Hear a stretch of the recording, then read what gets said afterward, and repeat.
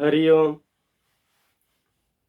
இன்று நாம் ஞான பாதையில் காண இருப்பது நேற்று இன்று நாளை என்ற இந்த மனிதர்களின் வாழ்க்கை எப்படி வாழ்ந்தார்கள் என்று பார்த்து விடலாம். என்னடா இது சினிமா கதை போல் இருக்கிறது என்று நினைக்காதீர்கள். இது ஒரு ஆழமான பதிவு. மனிதர்கள் பொதுவாக முன்னால் எப்படி வாழ்ந்தார்கள், நடுப்பகுதியில் எப்படி வாழ்ந்தார்கள், அது இப்பொழுது எப்படி வாழப் போகிறார்கள் என்ற 3 பகுதியையும் பிரித்து பார்த்து வரலாம். பொதுவாக என் தாத்தாவிற்கு 4 மனைவிகள், 16 குழந்தைகள். அவர் பாட்டிற்கு குழந்தைகளை மனதிற்கு தோன்றியபடி பெற்று எடுத்து வளர்த்தி வந்தார்கள். அடுத்தபடியாக என் தந்தை, அவருக்கு ஒரு மனைவி, 5 குழந்தைகள். நாங்கள் 5 பேர், அண்ணன் தம்பி தங்கையோடு. அடுத்து இப்பொழுது என்ன நடந்து கொண்டிருக்கிறது என்றால், ஒரு காலத்தில் குழந்தை பெருக்கம் அதிகமாகிவிட்டது, குடும்ப கட்டுப்பாடு செய்து கொள்ளுங்கள் என்று தெருவிற்கு பிரச்சாரம், வீட்டிற்கு பிரச்சாரம் செய்து குழந்தை பாக்கியத்தை போதும் அளவிற்கு பெற்றுக்கொள்ளுங்கள். என் காலத்தில் நாம் இருவர் நமக்கு இருவர் போதும் என்றார்கள். இப்போ அடுத்தபடியாக நாமே குழந்தைகள் நமக்கு எதற்கு குழந்தைகள் என்று தமாசாக சொன்ன காலமும் உண்டு. ஆனால் இன்றைய காலகட்டத்தில் 100 தம்பதிகள், திருமணமான 100 தம்பதிகளை எடுத்துக்கொண்டால் அதில் 35 பேருக்கு குழந்தை பாக்கியம் இல்லாமல் இருக்கிறது. அதற்காக நிறைய டெஸ்ட் டியூப் பேபி என்றெல்லாம் செல்கிறார்கள். ஒரு குழந்தையை பெற்றெடுப்பதற்கு 10 லட்சத்திலிருந்து எவ்வளவு அவர்களால் உங்களிடமிருந்து வாங்க முடியுமோ அந்த அளவிற்கு வாங்குகிறார்கள்.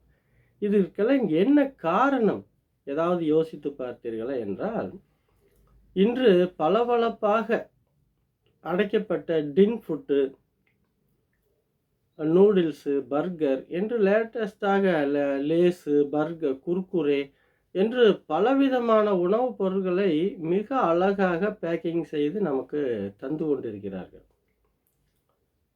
கிரில் சிக்கன், மற்றபடி KFC சிக்கன் வருஷ கணக்கில் பதப்படுத்தப்படுகிறது. இது எப்படி பதப்படுத்துகிறார்கள் என்றால், 3 விதமாக பதப்படுத்துகிறார்கள். ஒன்று, ஆன்டி ஆக்சிடென்ட் என்ற கெமிக்கலை அதில் கலக்கப்படுகிறது. இது எதற்காக என்றால், அடைக்கப்பட்ட பொருள்கள் கெட்டு போகாமல் இருப்பதற்காக அதை செய்கிறார்கள். அடுத்தபடியாக ஆன்டி ஃபங்கஸ் என்று ஒரு கெமிக்கலை கலக்குகிறார்கள். இது எதற்காக என்றால், அடைக்கப்பட்ட பொருளில் பாக்டீரியாக்கள், பூஞ்சை காளான்கள் பிடிக்காமல் இருப்பதற்காக. அதற்கு அடுத்தபடியாக நைட்ரஜன் டிலாசின் என்ற ஒரு கெமிக்கலை கலக்கிறார். இது எதற்காக என்றால், அடைக்கப்பட்ட பொருள்களில் வாசனையில் போய்விடாமல் இருக்க வேண்டும் என்பதற்காக செய்யப்படுகிறது. இந்த வருட கணக்கில் பல வருடங்களாக அடைக்கப்பட்ட பொருட்களை நாமும் நம் குழந்தைகளும் வாங்கி சாப்பிட்டு விட்டு கடைசியில் என்னாகிறது என்றால், மலட்டுத்தன்மையாகி நோயாளியாகி மனிதர்களுக்கு மலட்டுத்தன்மை உண்டாகுவதற்கு மூல காரணமே இந்த அடைக்கப்பட்ட பொருட்கள் தான். முடிந்த மட்டிலும் நம் பழைய நிலைமைக்கு திரும்பினால் நிச்சயமாக உடல் நலம் நமக்கு நல்லபடியாக இருக்கும். அந்த கடலை மிட்டாயை கூட இப்போ பேக்கிங் செய்ய ஆரம்பித்து விட்டார்கள். அதனால் பார்த்து நிதானமாக சாப்பிடுங்கள், உடற்பயிற்சி செய்யுங்கள், தியானம் செய்யுங்கள். நல்லவர்கள் சொல்வதை கொஞ்சம் காதில் வாங்கி கொள்ளுங்கள். உங்கள் வாழ்க்கை சிறப்பாக இருக்கும். நன்றி. மீண்டும் நாளை சந்திப்போம். இந்த காணொளி உங்களுக்கு பிடித்திருந்தால் மற்றவர்களுக்கும் பகிருங்கள். Art of feel Sai yoga என்று யூடியூப்பிலும் இருக்கிறது, கண்டு மகிழுங்கள். நன்றி. நாளை சந்திப்போம்.